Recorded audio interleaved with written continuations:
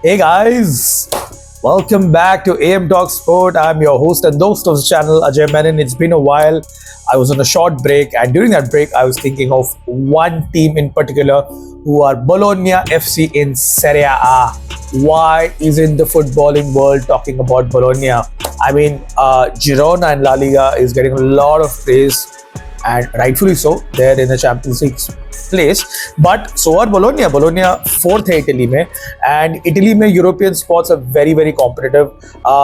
Five different champions last 5 years, and a lot of different European teams, or rather Italian teams make it to Europe.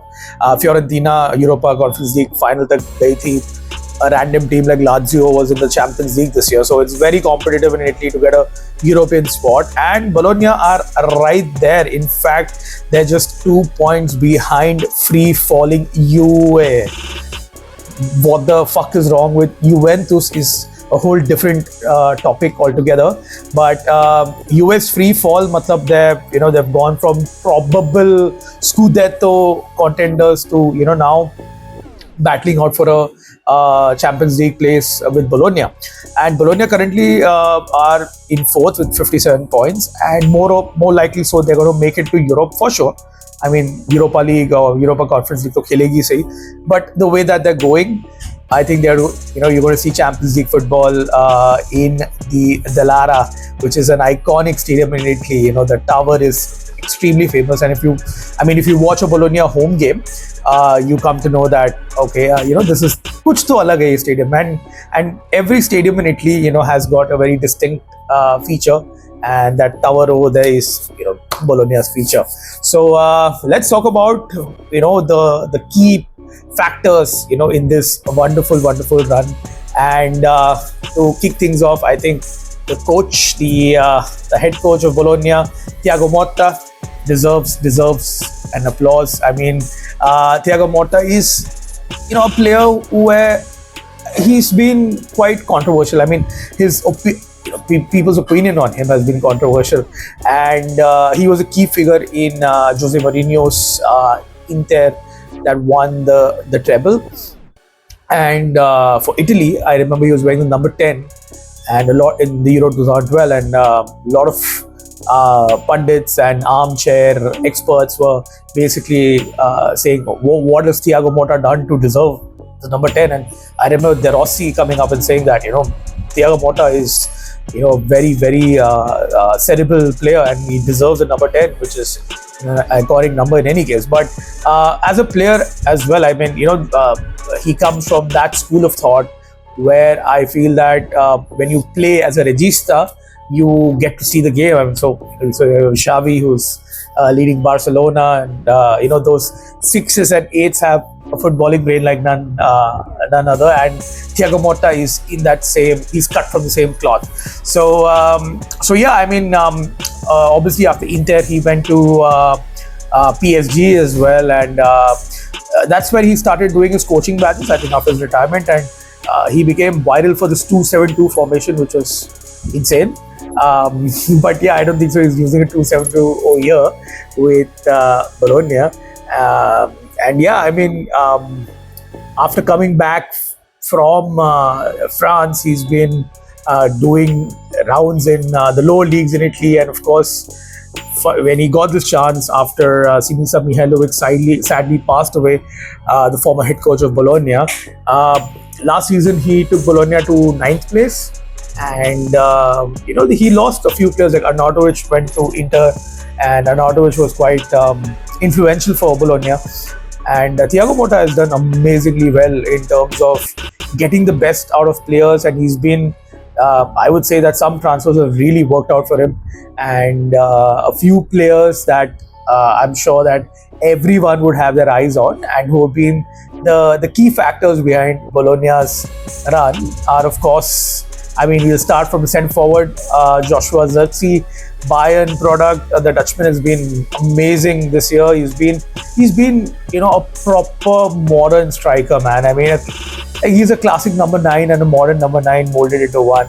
I really like the kid. I think he's got tremendous potential to be a top centre forward and score a lot of goals. and Thiago Motta's system allows him to do that. In games I've seen him drop back and get involved in the attack as well. But in some games he's a perfect target man. He's a poacher as well. I mean, he's got all these good traits. So Joshua Zirkzee has been, I mean, if you look at it from the outside, he's been like the major star. You can say the starlet behind Bologna's success.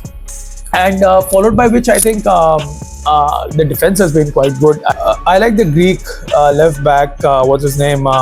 Nico Giannis. Yeah, he's been good.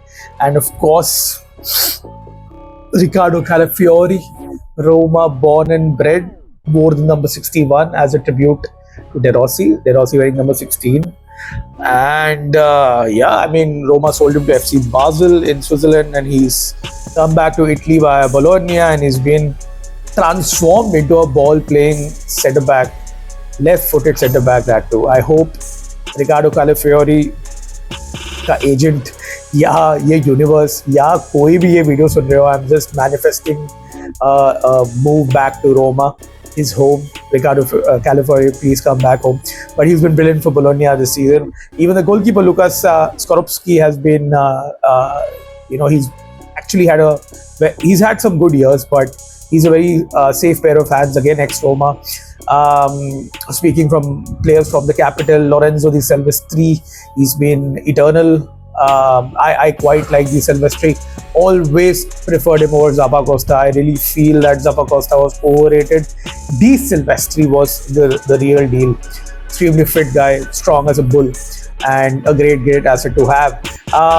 Okay, sticking to some attacking players again. Alexis Salamakers has been transformed after a forgetful spell in Milan. He scored a fantastic goal in this weekend as well. So do check that out. And of course, Riccardo Orsolini. He's been lethal, and I think he can fill that Domenico Berardi shaped void, because Berardi is injured. The Euros are coming up, and Orsolini, I think, is a perfect replacement for Italy as well. Scored a wonder goal also this weekend. Do check that out. And in midfield, they've got Lewis Ferguson. The Scotsman has been quite impressive for Bologna. And overall, I think these players have really shined under Thiago Motta. So kudos to them, man. I mean, being in fourth place and playing this brand of football is quite an achievement. I just hope that Bologna get that recognition. I hope they make it to the Champions League, not at the expense of Roma. I want Roma to be there as well. Atalanta are actually behind our necks right now. Roma drew against Lecce in a very open 0-0 draw. It could have gone either way. Lecce could have come away with a win as well. Roma weren't particularly good, man, and the next game for Roma is the Derby della Capitale, Roma-Lazio matchup, which I'm going to speak about in the next video, which will come after this. But this video is a salutation video to Bologna. Kudos to them, and I hope that the world takes notice, and I hope that they're in the Champions League next year and they can retain some of the players barring Calafiori and cause a few upsets across Europe, especially to the big English clubs. Righto, that's it for this video. This is Ajay Menon. If you like this kind of content, or if you feel that you can support an upcoming creator like me, please hit the subscribe button. यार तुम्हारे छोटी चीज़ है, मेरे लिए बड़ी बात है. So I'll keep the videos coming now since I'm back, and I'll be talking about Serie, I'll be talking about European football. The Europa League is not very far away, and the Champions League also. We'll be talking about cricket as well, and hopefully I'll get a few guests on and we can talk about Indian football and what happened in Afghanistan. For all of that, do hit the subscribe button and stay tuned. Ajay Menon here, signing off. Forza Calcio.